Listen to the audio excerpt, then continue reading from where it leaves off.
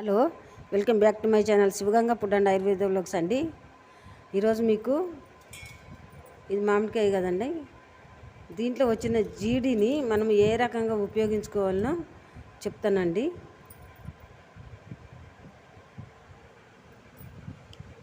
కొడితే ఇలా దీని లోపల జీడి అన్నది ఉంటుందండి, మామిడి జీడి. దీన్ని చాలా జాగ్రత్తగా పెట్టుకోవాలండి. ఇది మామిడికాయలోని జీడి అండి. దీన్ని మంచిగా ఎండబెట్టి చన్నని చూర్ణం చేసుకొని దాన్ని తేనెలో చప్పరిచినట్లయితే గర్భకోశ వ్యాధులన్నీ కూడా మటుమయమైపోతాయి. అలానే ఎండబెట్టిన చూర్ణాన్ని, మెత్తగా దంచిన చూర్ణాన్ని ఒక 1/2 కిలో, అలానే ఉసిరికాయ పొడి ఒక 1/2 కిలో కలిపి దాన్ని నువ్వుల నూనె వేయాలండి.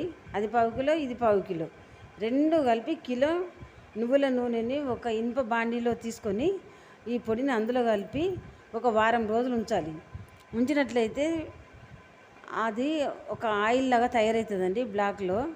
దాన్ని మొత్తం వంచేసుకొని ఒక సీసాలో భద్రపరచుకొని ఎంట్రుకలు ఊసినట్లయితే నల్లని ఎంట్రుకలు తయారవుతాయండి. ఎంట్రుకలు కూడా మంచిగా పెరుగుతాయి, ఎలాంటి ఇబ్బందులు కూడా కావు. ఇది శాస్త్రం చెప్పిన మాట అండి. అది మీ ముందుంచాలని నేను ఇలా చెప్తున్నాను. చూడండి, సబ్స్క్రైబ్ చేయడం మాత్రం మర్చిపోకండి. షేర్ చేయండి, లైక్ చేయండి, కామెంట్ పెట్టండి. ఉంటానండి, బాయ్.